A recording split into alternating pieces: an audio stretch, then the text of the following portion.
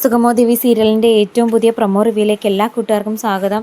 ഇസബെല്ലയ്ക്കാണെങ്കിൽ നന്ദനോടൊപ്പം സ്നേഹമൊന്നും മാത്രമല്ല, വെറുപ്പിലേക്ക് കാര്യങ്ങൾ പൊയ്ക്കൊണ്ടിരിക്കുന്നു. കാരണം നന്ദന് ഇത്രയൊക്കെ സാഹചര്യങ്ങൾ ഉണ്ടായിട്ടും ദേവികയെ അകറ്റിക്കളയാൻ പറ്റിയൊരു സാഹചര്യമായിട്ട് പോലും വീണ്ടും അവളുടെ പിന്നാലെ പോയി പ്രശ്നങ്ങൾ കോംപ്രമൈസ് ചെയ്ത് അവളെ ജീവിതത്തിലേക്ക് കൂടെ കൂട്ടാനുള്ള ആ നന്ദൻ്റെ തീരുമാനത്തിനോട് ഇസബെല്ലയ്ക്ക് തീരാത്ത പകയാണ് ഉണ്ടാകുന്നത്. പല രൂപത്തിൽ നന്ദൻ്റെ മനസ്സിലേക്ക് ഇടം നേടാൻ ഹോട്ടൽ റൂമിൽ വെച്ചിട്ടാവട്ടെ അല്ലാതെ ആവട്ടെ ശ്രമിച്ചിട്ടും അതിലൊന്നും ഒരു പോസിറ്റീവ് റിപ്ലൈയും നന്ദൻ്റെ ഭാഗത്തു നിന്നുണ്ടായില്ലെന്ന് മാത്രമല്ല, നന്ദൻ്റെ മനസ്സിലെ ദേവിയുടെ സ്ഥാനം ഇതുവരെ ഒരു ഇടിവ് പോലും പറ്റിയില്ല എന്നുള്ളൊരു അറിവ് ഇസബെല്ലയെ വല്ലാതെ പ്രകോപിതയാക്കുന്നുണ്ട്.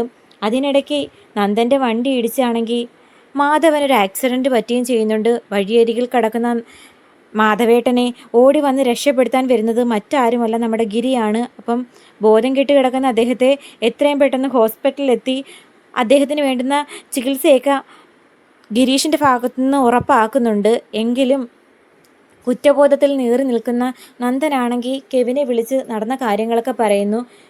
അച്ഛനെ കാണാത്തതിൻ്റെ ടെൻഷനിലാണ് രാധികയും അതുപോലെ ദേവികയും. ഇതുവരെ കണ്ടില്ലല്ലോ, എവിടെ പോയി, ഇത് വിളിച്ചിട്ടും കിട്ടുന്നില്ല എന്നൊക്കെ പറഞ്ഞ് രാധികയാണെങ്കിൽ ദേവികയോടൊന്ന് പരാതി പറയുന്ന സമയത്ത് ദേവിക പറയുന്നുണ്ട്, അമ്മ ചുമ്മാ ടെൻഷനൊന്നും അടിക്കേണ്ട, അച്ഛൻ ആരെങ്കിലും കണ്ടു കാണും, അവരോട് സംസാരിച്ചുകൊണ്ട് നിൽക്കുന്നതും കാണാകും, അല്പസമയത്തിനുള്ളിൽ തിരികെ വരും, അമ്മ ചുമ്മാ ടെൻഷനൊന്നും അടിക്കേണ്ടെന്ന് പറഞ്ഞിട്ടും രാധികയ്ക്കാണെങ്കിൽ മനസ്സിന് എന്തെന്നില്ലാത്തൊരു ആവലാതി.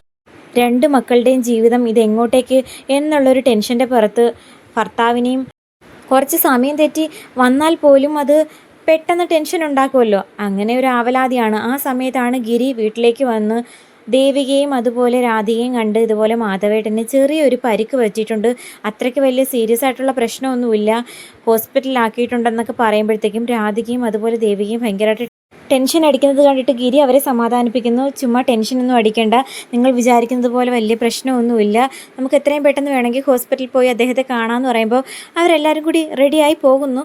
അതേസമയം നന്ദനാണെങ്കിൽ കുറ്റബോധം കൊണ്ട് ഒരു സമാധാനവും ഇല്ല.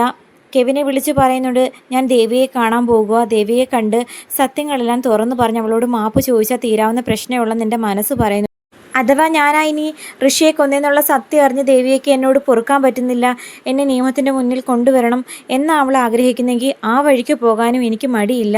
ഞാൻ ചെയ്യാൻ പാടില്ലാത്ത ഒരുപാട് തെറ്റ് ചെയ്തു, ഇനി എനിക്ക് സത്യങ്ങൾ ഇങ്ങനെ മൂടി വെക്കാൻ പറ്റില്ല, അതെൻ്റെ ജീവിതത്തെയും അതുപോലെ മനസ്സിൻ്റെ താളത്തെയും ബാധിക്കുന്നു എന്നൊക്കെ പറയുമ്പോൾ കെവിൻ പറയുന്നുണ്ട്, നീ ചുമ്മാ അവിവേകമൊന്നും കാണിക്കരുത്, ബെല്ലയോടൊന്നും ചോദിക്കാതെ നീ ഇങ്ങനൊരു തീരുമാനം എടുത്തത് എന്തിൻ്റെ പേരിലാണ്? എൻ്റെ ജീവിതത്തിൻ്റെ കാര്യം ഞാനല്ലേ തീരുമാനിക്കേണ്ടത്, ബെല്ലയോട് ചോദിക്കേണ്ട ആവശ്യം എന്താ? ഞാൻ എൻ്റെ ഭാര്യയെക്കുറിച്ചാണ് പറയുന്നതെന്ന് നന്ദൻ പറയുമ്പോൾ കെവിനാണെങ്കിൽ നല്ല ദേഷ്യം വരുന്നുണ്ട്. ഇവൻ എന്താ ഇങ്ങനെയൊക്കെ പറയുന്നത്, ബെല്ലയോട് ഇപ്പോൾ ഒരു സ്നേഹമില്ലാത്തതുപോലെ. എന്തായാലും നീ തൽക്കാലം ദേവികയോട് സത്യങ്ങളൊന്നും തുറന്നു പറയണ്ട, ഞാനിപ്പോൾ അങ്ങോട്ടേക്ക് വരാം, നീ എവിടെ നിൽക്കുന്നതെന്നൊക്കെ ചോദിച്ചറിയുന്നുണ്ട്, നീ അവിടെ വെയിറ്റ് ചെയ്യ്, ഞാൻ ഇപ്പം തന്നെ അവിടേക്ക് വരാം എന്ന് പറഞ്ഞ് കെവിൻ കോൾ കട്ട് ചെയ്തിട്ട് നേരെ ഇസബെല്ലയെ കാണാനായിട്ട് ചെല്ലുന്നുണ്ട്. ദേഷ്യത്തോടെ വരുന്ന കെവിനെ കണ്ടിട്ട് ബെല്ല ചോദിക്കുന്നു, എന്താ പറ്റിയേ?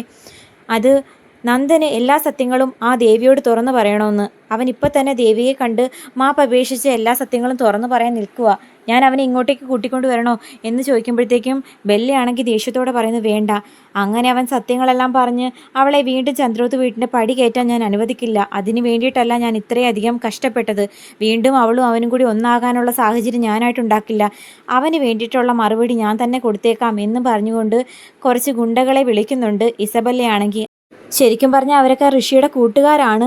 അന്ന് ഋഷിയെ കാണാതായതിൻ്റെ പേരിൽ നന്ദനെയും ബെല്ലയും വഴിയരികിൽ തടഞ്ഞു നിർത്തി ചോദ്യം ചെയ്തതും ഇവരിലുള്ള ആൾക്കാർ തന്നെയായിരുന്നു.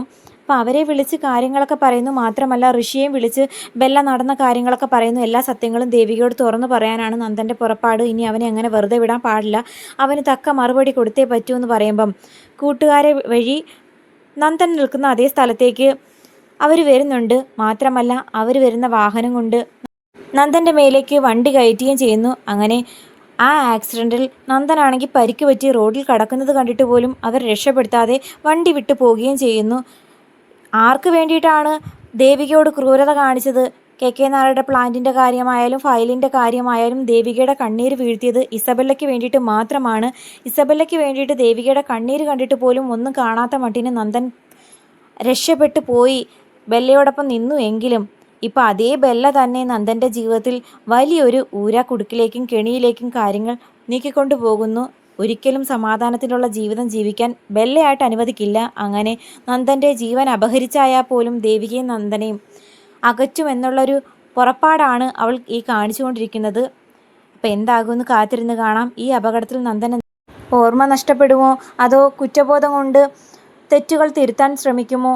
എന്താകും, കാത്തിരുന്ന് കാണാം.